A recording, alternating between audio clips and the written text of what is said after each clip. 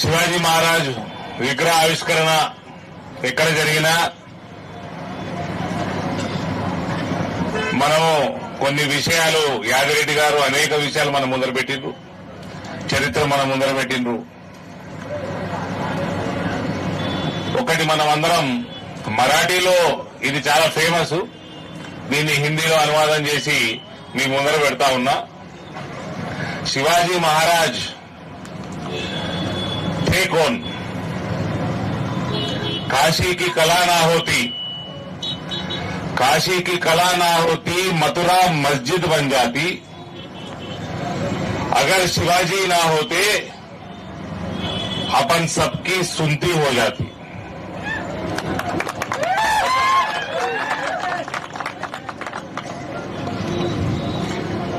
सोचो अगर शिवाजी ना होते तो ना होता कोई जैन, ना होता कोई बौद्ध, बस चारों ओर हरा आतंक होता, औरंगजेब इस देश का बादशाह होता. అంటే బేసికల్ గా శివాజీ మహారాజు ఒకవేళ చరిత్రలో లేకున్నట్టయితే మీరు ఏం రాసిందయ్యా? శ్రీ ఛత్రపతి శివరాజ్ మహారాజ్ విగ్రహావిష్కరణ కార్యక్రమానికి స్వాగతం సుస్వాగతం అని పెట్టి నా బొమ్మ అటు పెట్టిర్రు, ముఖ్య అతిథి అని ఈటలన్న బొమ్మ ఇటు పెట్టిర్రు, లోకల్ పార్లమెంట్ సభ్యులని. శివాజీ మహారాజ్ లేకుంటే ఏమైతుండే? అది రాసేది ఛత్రపతి శివాజీ మహారాజ్ అటుకెళ్ళి మొదలై ఇటు అవుతుండే, నా బొమ్మ ఇటు అవుతుండే, ఈటలన్న బొమ్మ ఇటు అవుతుండే. అర్థమైందా? ఇవాళ మనమందరం అయోధ్యలో మందిరం కట్టుకున్నాము. రామ జన్మభూమి ఎప్పటి నుంచి అయితే విహెచ్పి మన అనుబంధ సంస్థలు దశాబ్దాలు శతాబ్దాలు కొట్లాటలు ప్రాణత్యాగాలు ఇవన్నీ చేసుకున్నాక మనము గత సంవత్సరం అయోధ్యలో రామలల్లా విగ్రహ ఆవిష్కరణ చేసుకున్నామంటే ఆనాడు ఆ శివాజీ మహారాజు, ఇవాళ నరేంద్ర మోడీ, నేటి శివాజీ మహారాజు. ఇవాళ ప్రపంచంలో మొత్తం హిందువులందరూ ఐక్యంగా మహాకుంభమేళాకు వచ్చి ఎందరు కోట్లు వచ్చిండ్రు? 60 కోట్లు వచ్చిందా? 70 కోట్లు వచ్చిండ్రా? కనీసం 70 కోట్ల మంది వచ్చిండ్రు హిందువులు వచ్చిండ్రు అక్కడికి. అమెరికా నుంచి, ఇంగ్లాండ్ నుంచి, ఆస్ట్రేలియా నుంచి దాదాపు ప్రతి ఇంటి నుంచి హిందూ సోదరుడు సోదరిమణి కుంభమేళాలో పోయి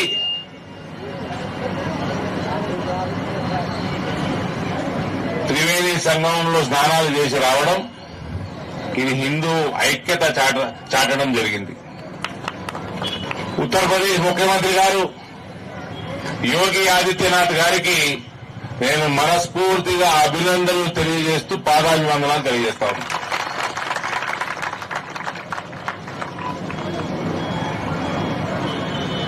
బటింగిలేతో కటింగే, అందరు కులాలు, నా కులం, నీ కులం, అన్న కులం, తమ్ముడు కులం, అన్ని కులాలు బలంగా ఉండాలా, హిందువులందరూ ఐక్యంగా ఉండాలా.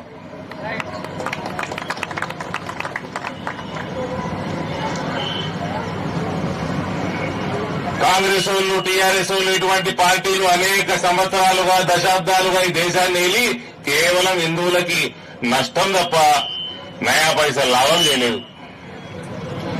ఓటు బ్యాంకు రాజకీయాల కోసం ఇయ్యాలటి వరకు యూనిఫామ్ సివిల్ కోడ్ రాలేదు. ఒక హిందూ గవర్నమెంట్ ఎంప్లాయీ చచ్చిపోతే ఆయన భార్య బతుకున్నంత వరకు అదేదో పెన్షన్ ఇస్తారు.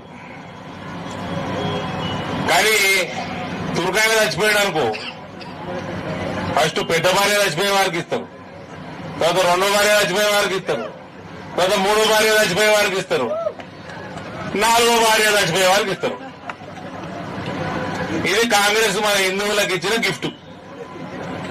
వక్ఫ్ యాక్ట్, ఈటలన్నా ఇల్లు మంచుకుంటుంది, ఆ వక్ఫ్ వచ్చి ఇది నా ఇల్లు అంటే ఈటలన్నీ ఖాళీ చేసిపోవాలి. అది వక్ఫ్ చట్టం. మన ఈటలను ఎడుకోవాలి, కోర్టు పోలిక లేదు, వక్ఫ్ ట్రిబ్యునల్కే పోవాలి. వక్ఫ్ ట్రిబ్యునల్ వాళ్ళు ఉంటారు, జడ్జిలు 5 తుర్కోలు ఉంటారు. ఆ తుర్కోడు చెప్పిందే వేదం. మళ్ళా ఈటలన్నది ఇల్లు రాలని అనుకో, ఈ ఈటలని సుప్రీంకోర్టు కోరాదు, హైకోర్టు కోరాదు, ఇక ఇంకో ఇల్లు కట్టుకోవాలి. అది వక్ఫ్ చట్టం. ఇది కాంగ్రెస్ వాడు హిందువులకు ఇచ్చిన గిఫ్ట్. 3 అంశాలు చెప్తా బ్రదర్. తుర్కోళ్ళ రాజకీయ మ్యాప్ ఏమంటారో, పొలిటికల్ మ్యాప్ ఏ రకంగా ఉంటుందో 3 ఫేజ్లలో ఉంటది. ఫస్ట్ ఫేజ్ 10 నుంచి 15% దాకా తుర్కోళ్ళు ఉన్న జనాభా ఉన్న జాగాల దారుల్ అమన్, ల్యాండ్ ఆఫ్ పీస్ అంటాడు వాడు. అంటే ఏమంటాడు, ఇక సుమా ఇక మీడియాలో ఉన్నా కూడా నాకేం పరపడదు, కానీ తుర్కోళ్ళు అంటే ఇస్లాం కాదు, తుర్కోళ్ళు అంటే ఇస్లాం కాదు, ముందే చెప్తున్నా. 10 నుంచి 15% ఉన్న కాడ దారుల్ అమన్ అంటాడు. సెక్యులర్ దేశం, హిందూ ముస్లిం భాయ్, గంగా జమున తేజీబ్, మనమందరం కలిసి ఉండాలి, మీకు మాకు వ్యత్యాసం లేదు, మా దేవుడు మీ దేవుడు ఒక్కడే, ఎన్ని సూక్తులు చెప్తా ఉంటారు. ఒక్కసారి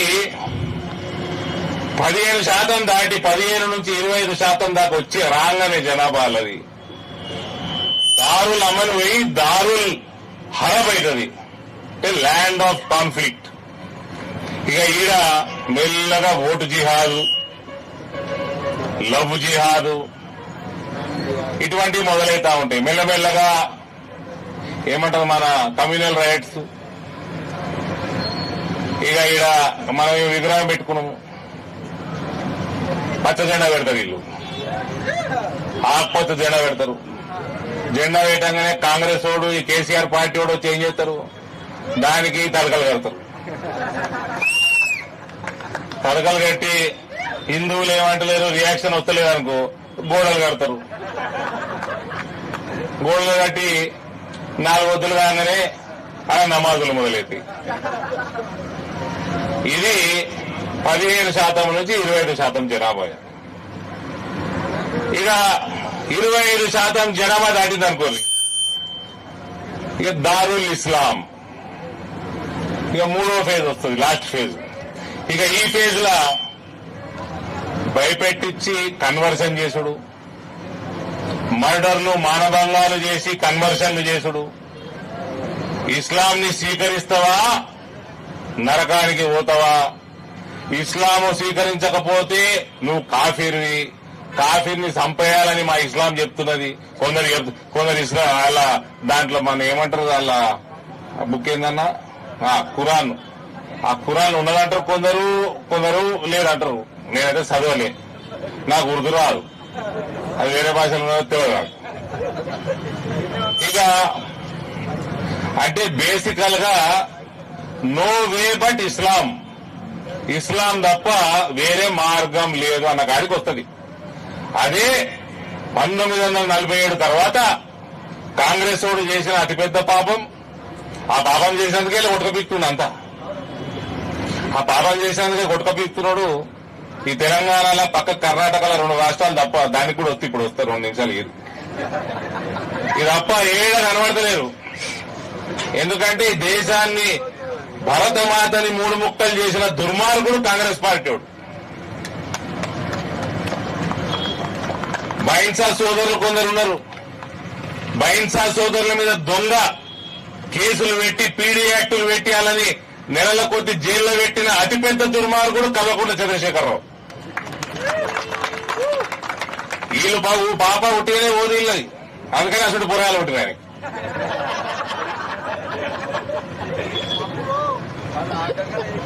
ఒకళ్ళ నుంచి ఒకళ్ళు, ఒక లిక్కర్ అంటే ఇంకో డ్రగ్స్ అంటాడు. అది అన్ని పాపాలు చేస్తే ఇసుంటి పోరగాలు పుడతారు. కాంగ్రెస్ వాళ్ళు కూడా ఎట్లా పుడుతారు చూస్తారు కదా తప్పులు. పప్పు అంటే ఎవరు గారు నేనలే నువ్వంటున్నావు. సో ఈ రకంగా ఇలా పాపాలు ఉంటేనే పోవు. అదే బంగ్లాదేశ్ లా పాకిస్తాన్ లా అలా జనాభా పెరగంగానే ఏమైంది? హిందువులు 20% ఉన్నోళ్ళు ఇవాళ 1% కూడా లేరు. అందరూ ఆడిపోయి వచ్చేసారు భారతదేశానికి. అట్లా పారిపోయి భయపడి వచ్చేసిన వాళ్ళకి భారతదేశ పౌరసత్వం ఇచ్చే చట్టమే సిటిజన్షిప్ అమెండ్మెంట్ యాక్ట్. ఇటువంటి చట్టాలు రేపు ఎన్ఆర్సీ చట్టాలు ఇవన్నీ మనము ఇంప్లిమెంట్ చేసుకోవాలంటే నరేంద్ర మోడీని భారతీయ జనతా పార్టీని కాషాయాన్ని ఎంత బలపరిచినా అది మన బాధ్యత తప్ప అది మా సొంటోళ్ళ గెలుపు కాదు. అందరూ మన బాధ్యత. అది ఇవాళ ఎమ్మెల్సీ వాడు గెలిచినట్టున్నాం. నిన్న మా కోమరయ్య గారు గెలిచింది. ఇవాళ అంజిరెడ్డి గారు లీడ్ లో ఉన్నట్టున్నాడు.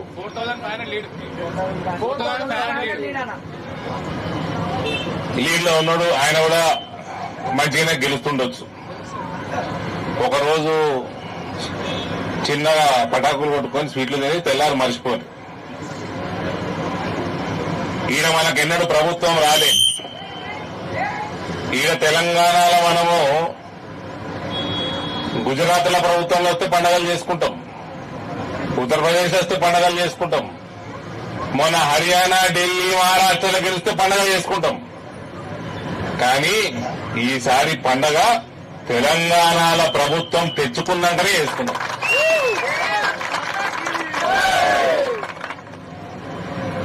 ఈ 2 ఎమ్మెల్సీలు వచ్చినాయి, గెలిచిన వాళ్ళకెళ్ళి మళ్ళా నేను గర్వంగా చెప్తున్నా, ఓట్లన్నీ లెక్క ఇస్తే జిల్లాల వారిగా మా ఇందూరు జిల్లానే హైయెస్ట్ మెజారిటీ ఉంటుంది.